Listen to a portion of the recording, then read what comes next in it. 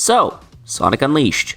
I don't like this game that much, and that might come as a surprise because it's one of the fanbase's most popular outings. Sonic Unleashed has received a ton, and I mean a ton, of belated attention recently, as many people see something in this game that we just haven't gotten in recent years. So, I decided to go back and fully replay Sonic Unleashed. And surprise, I wasn't missing much. In fact, for me, I believe the game has gotten even a bit worse on replay. And I know a lot of you are hesitating already because some of the criticisms presented towards Sonic Unleashed are usually pretty surface level. Stuff like, the Werehog is bad because the levels are long. But I'd like to dive a little bit deeper into actually why I don't like this game. And before you try and come after me and say that I'm bad at the game, I will have you know that I S or A ranked most of the levels in Sonic Unleashed on the first playthrough, aside from a few that we'll get to later. But without further ado, let's get started. As you probably could have already guessed, most of my issues with this game revolve around the Werehog. Now I know this is almost like beating a dead horse, but in reality, it's just the truth. The Werehog takes up about 70% of Sonic Unleashed.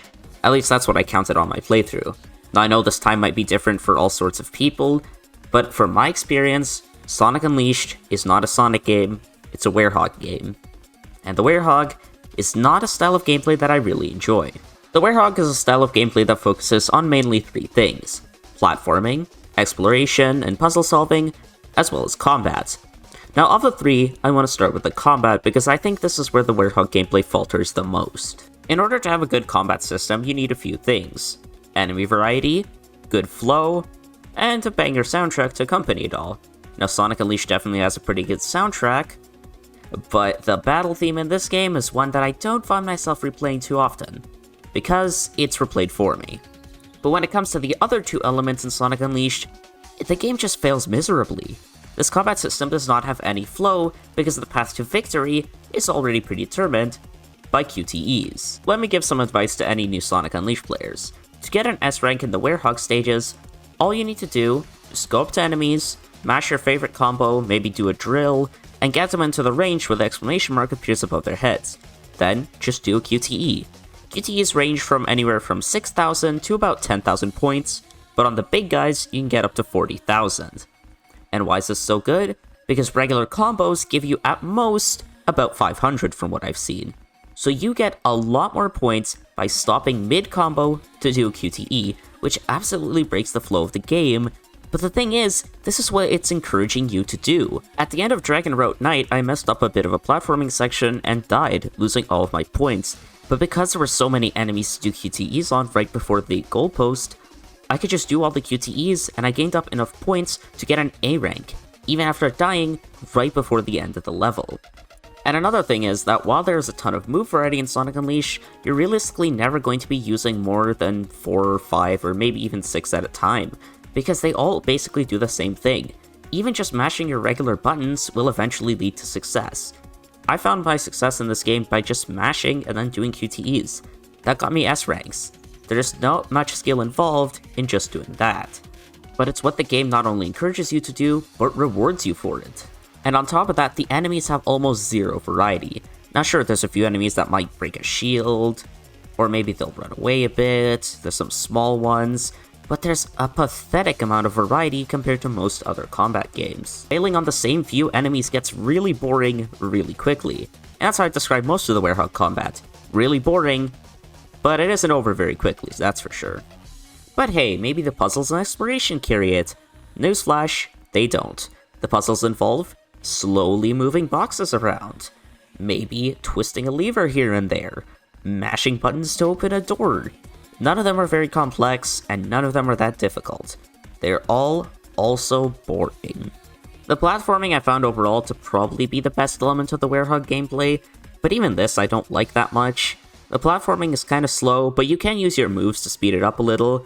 The beam balancing sections are absolutely awful, and the game has a bit of an issue where sometimes you just don't lock onto things with the stretchy arms. I talked to a few other people and they seem to have this issue too, so it's clearly not just me here. Overall, there's really nothing about the Werehog gameplay that I consider fun or exciting. It's just a slow, boring slog, doing the same thing over and over again, and some occasional gimmicks might come up, whether frustrating or just fine.